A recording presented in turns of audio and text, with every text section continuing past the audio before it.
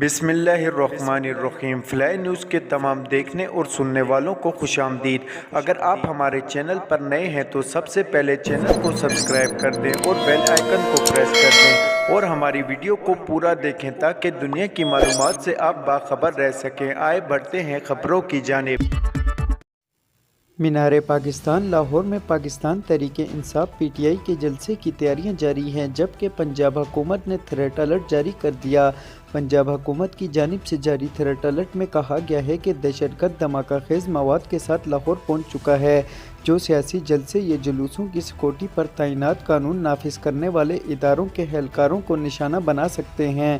مینار پاکستان پر chairman Tehreek Insaf Imran Khan کے خطاب کے لیے بلٹ پروف کنٹینر کا بندوبست کیا گیا۔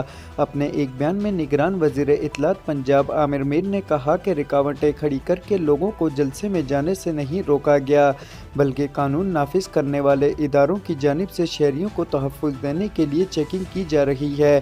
ان کا کہنا تھا کہ کسی بھی سیاسی جماعت کے کارکنان کو جلسے میں شمولیت سے نہیں روکا جا رہا۔ حکومت نے پی ٹی آئی کو جلسہ کرنے کی اجازت دے رکھی ہے۔ مسلم لیگ نون کے سینئر رہنماؤں نے پی ٹی آئی میں شمولیت کا اعلان کر دیا۔ تفصیلات کے مطابق امپورٹڈ حکومت کی جانب سے دیوار سے لگانے کی سازش کے باوجود سیاسی رہنماؤں کے تحریک انصاف پر اعتماد کے اظہار کا سلسلہ جاری ہے۔ پاک پتن سے نون لیگ اور قصور سے ایک بڑا سیاسی نام تحریک انصاف کا حصہ بن گئے۔ چیئرمین تحریک انصاف عمران خان سے پاک پتن کے نون لیگی ممبر قومی اسمبلی سردار منصف علی ڈوگر اور قصور سے نامور خاتون سیاسی رہنما ناصرہ نے ملاقات کی۔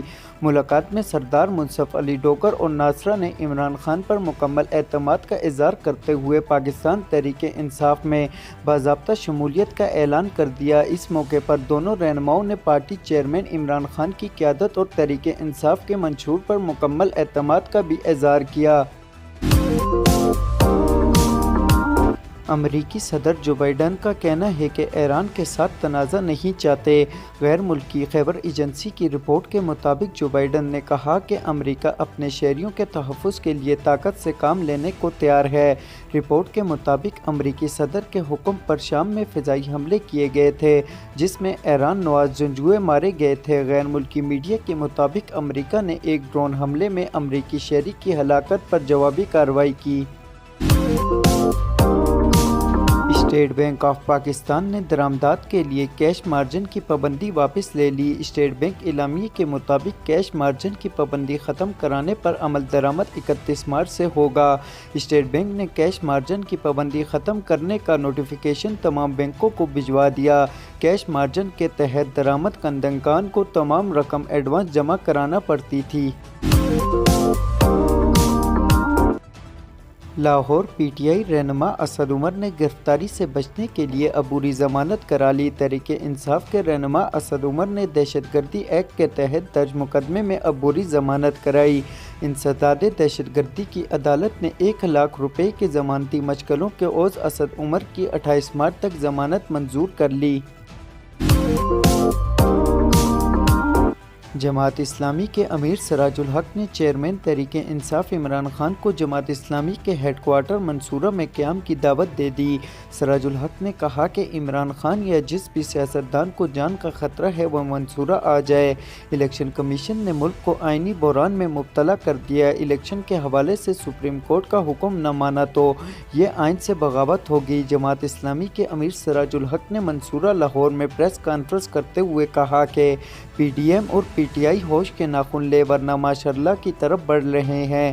قومی اسمبلی سندھ اور بلوچستان اسمبلیاں توڑ کر ایک ہی دن انتخابات کرائے جائیں۔ انہوں نے کہا کہ مینار پاکستان پر عمران خان کے جلسے کی راہ میں رکاوٹیں کھڑی نہ کی جائیں۔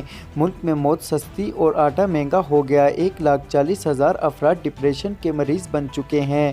ایک سوال پر سراج الحق نے کہا کہ عمران خان زمان پارک میں خود کو غیر محفوظ سمجھتے ہیں تو وہ انہیں منصورہ میں قیام کی دعوت دیتے ہیں۔ ملک میں آج سونے کی فی تولہ قیمت میں سینکڑوں روپے کی کمی دیکھنے میں آئی۔ गुज़श्ता रोज़ मुल्क में फ़ी तोला सोने के भाव में 5600 रुपये का इजाफा हुआ था, ताहम आज सोने की कीमत में कमी वाक़ हुई। आल पाकिस्तान ज्वेलर्स एसोसिएशन के मुताबिक मुल्क में सोने की फ़ी तोला कीमत में 1800 रुपये की कमी हुई, जबकि 10 ग्राम सोने का भाव 1543 रुपये कम हुआ। सोने की फ़ी तोला कीमत कमी के बाद 2,05,700 रुपये हो गई, जबकि 10 ग्राम सोना 1,61,658 रुपये का हो गया। इंटरनेशनल मार्केट में सोने की कीमत $19 कमी के बाद $1929 फ़ी औंस हो गई है।